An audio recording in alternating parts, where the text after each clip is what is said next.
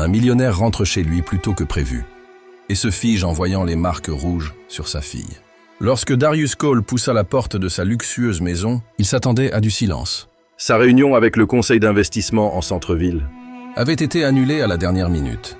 Pour la première fois depuis des semaines, il pensa surprendre Maya avec sa glace à la vanille préférée, agrémentée de vermicelles arc-en-ciel achetées à la boutique du coin. Cela faisait trop longtemps. Depuis le décès de sa femme, 2 ans plus tôt, Darius s'était plongé dans le travail, essayant de jongler entre la perte, le deuil et les responsabilités. Il offrait à Maya tout ce dont elle pouvait avoir besoin. Un chef privé, des thérapeutes, des tuteurs et une nounou, domicile en qui il avait confiance pour veiller sur elle lorsqu'il ne le pouvait pas. Vanessa, bien élevée, hautement recommandée et référée par Kira, sa nouvelle fiancée, il se déplaça silencieusement dans le vestibule de marbre, s'arrêtant lorsqu'il entendit quelque chose. Ce n'était ni un rire, ni de la musique, ni le générique des dessins animés que Maya adorait. C'était un sanglot étouffé, comme si quelqu'un essayait désespérément de ne pas être entendu. Darius suivit le son jusqu'à la cuisine et se figea. Maya, sa petite fille de 6 ans, se tenait devant l'évier, serrant un balai plus grand qu'elle. Son petit corps tremblait. Son visage était strié de saleté et de larmes séchées. Son jean était déchiré aux genoux, et son t-shirt taché était bien trop petit. Mais ce qui glaça Darius, ce furent les marques rouges sur ses bras, des griffures. Des bleus, certains récents, d'autres en voie de guérison. Un œil était légèrement enflé. « Maya !» Elle sursauta comme si elle avait été touchée par une balle, sa tête se tournant brusquement vers lui, les yeux écarquillés de panique. « Papa !» murmura-t-elle, le balai tombant bruyamment au sol. Elle tenta de cacher son bras, le pressant dans son dos. Darius se précipita vers elle, s'agenouillant. « Bébé, que s'est-il passé? Qui a fait ça ?» Il souleva doucement son bras et ses lèvres tremblèrent. Elle se dégagea, sa voix à peine audible. « J'étais trop lente à nettoyer. » Elle baissa les yeux vers le sol. « Mademoiselle Vanessa !» Le cœur de Darius s'effondra. Il secoua lentement la tête, essayant de rester calme. « Vanessa, t'as fait ça ?» Maya hocha la tête une fois. Ses petites lèvres tremblaient, mais elle ne pleura pas à nouveau. « Elle dit que je gâche tout. Elle dit que je dois travailler. Sinon, elle m'enverra loin. Comme maman. » Ce fut comme un coup de tonnerre. Sa petite fille pensait qu'elle devait mériter sa place pour rester. Il la prit immédiatement dans ses bras, la serrant fort. « Personne ne t'emmènera nulle part, tu m'entends? Jamais. » Maya s'accrocha à son épaule, ses doigts s'enfonçant dans son costume. Sa voix, étouffée contre son cou, murmura. « Ne lui dis pas que je t'ai raconté. » C'est alors qu'il entendit des pas dans le couloir.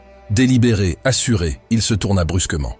Vanessa se tenait dans l'embrasure, tenant un panier de linge. Elle cligna des yeux, surprise, mais son visage resta impassible. « Oh, dit-elle légèrement, vous êtes rentré tôt. » Darius se leva lentement, tenant toujours Maya. « Qu'as-tu fait à ma fille ?» Les yeux de Vanessa glissèrent vers Maya, puis revinrent vers lui. « Pardon ?»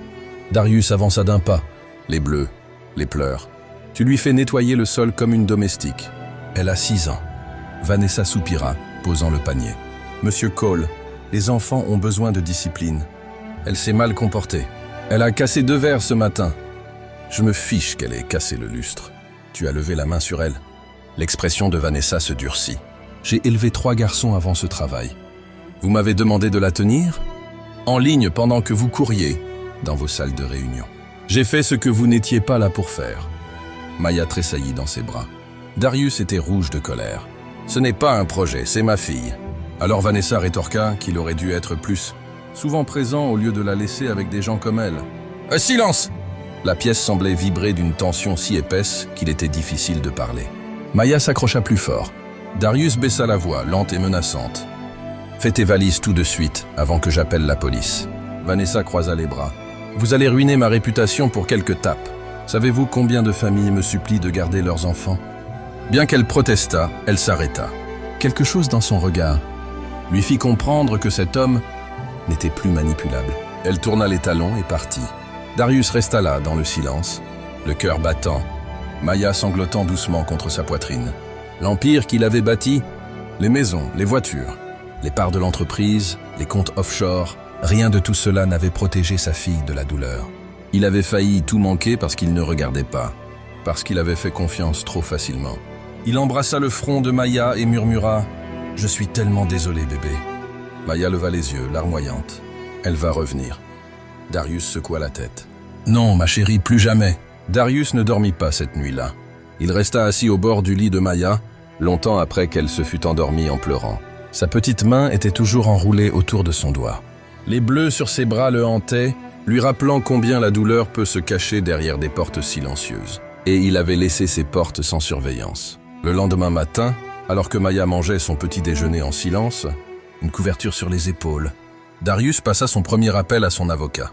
À midi, Vanessa avait quitté la maison et fut arrêtée dans les heures qui suivirent. Mais cela ne suffisait pas. Darius voulait des réponses. Il engagea un détective privé, pas un vérificateur de référence d'entreprise, mais un ancien analyste en protection de l'enfance, spécialisé dans les affaires de bien-être familial. En quelques jours, le rapport atterrit sur son bureau et ce qu'il lut le fit frissonner. Vanessa Hill, de son vrai nom, avait changé de nom 4 ans plus tôt. Après une affaire de négligence, classée sans suite dans le Colorado, une famille pour laquelle elle travaillait l'avait accusée de contrôle excessif, de préjudices émotionnels et de disciplines inappropriées.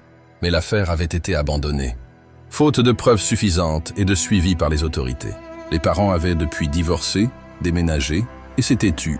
Dans un autre dossier, Darius trouva une référence scolaire de 2018. 3 enfants avaient été retirés en cours d'année pour des traumatismes comportementaux liés à des pratiques disciplinaires à domicile. Vanessa était leur gardienne. Chaque détail le brûlait plus profondément. Elle passait de famille en famille, d'état en état, restant juste assez longtemps pour se fondre dans le décor, assez propre pour ne pas attirer les soupçons, mais assez stricte pour laisser des cicatrices pas toujours visibles. Et lui, Darius Cole, l'homme qui pensait pouvoir lire chaque contrat, vérifier chaque employé, déjouer chaque risque, l'avait laissé approcher sa fille. Il fit irruption dans le bureau du détective. Pourquoi diable cela n'a-t-il pas été découvert? Le détective secoua la tête. Elle savait comment jouer avec le système. Changer d'adresse, nettoyer ses réseaux sociaux, aucune mention dans son casier judiciaire jusqu'à maintenant. Il fallait creuser plus loin, et franchement, la plupart des gens ne s'en donnent pas la peine. Mais je ne suis pas la plupart des gens, marmonna Darius. Le rapport de police fut déposé. Les témoins interrogés, l'affaire ouverte. Les autorités portèrent plainte pour mise en danger d'enfants et maltraitance. Plusieurs familles furent contactées et une mère revint même d'Atlanta pour témoigner, partageant des photos des bleus de son propre fils, subissant des abus depuis plusieurs années. Les médias s'emparèrent de l'histoire après une fuite au tribunal. Nounou de confiance au passé sombre, enfin démasqué. Mais Darius ne s'intéressait pas aux gros titres, il s'intéressait à la guérison. Les semaines suivantes furent lentes et délibérées. Il annula 2 contrats majeurs, déclina des interviews, prit un congé de son propre conseil d'administration. Chaque matin, il préparait lui-même le petit déjeuner. Des pancakes, des toasts, des céréales en forme de dinosaures. Maya ne parlait pas beaucoup au début.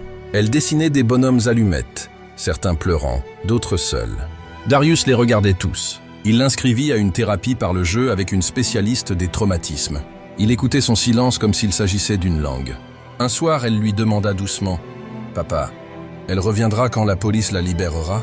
Il s'arrêta puis s'accroupit à sa hauteur. « Non, elle ne reviendra pas parce que je ne laisserai plus jamais personne te faire du mal. » Elle toucha son menton. « Tu étais souvent parti. » Ses yeux se remplirent de larmes. « Je sais, mais je suis là maintenant. » Elle hocha la tête et se blottit contre sa poitrine.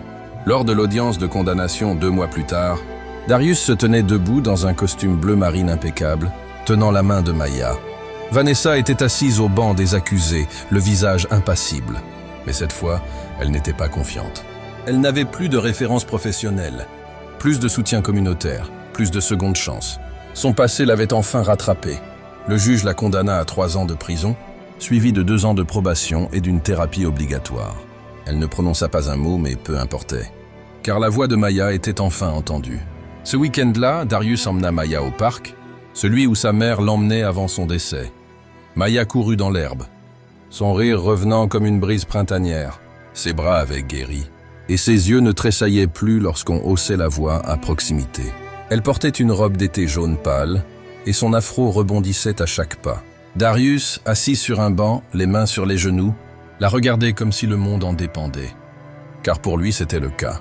Une petite fille, sans mère qui avait failli se perdre, dans le tourbillon de l'empire d'un homme puissant, un père trop aveuglé par l'ambition pour voir les fissures dans son propre foyer. Désormais, ils étaient côte à côte, guérissant ensemble. Alors que Maya grimpait sur ses genoux, se blottissant contre sa poitrine, elle murmura « Tu ne partiras plus, hein ?» Il embrassa le sommet de sa tête. « Plus jamais. J'ai tout construit en pensant t'offrir le monde, mais j'ai oublié à quoi ressemble le monde quand tu n'es pas en sécurité dedans. » Elle sourit contre lui. Et pour la première fois depuis des années, Darius se sentit père. Pas un pourvoyeur, pas un homme d'affaires, mais un protecteur, et il ne détournerait plus jamais le regard. Si vous avez aimé cette histoire, n'oubliez pas de lui donner un pouce levé et de cliquer sur le bouton d'abonnement. Pour d'autres récits émouvants, dramatiques et inattendus. Dites-nous dans les commentaires d'où dans le monde vous nous regardez. Nous adorons avoir de vos nouvelles. À bientôt.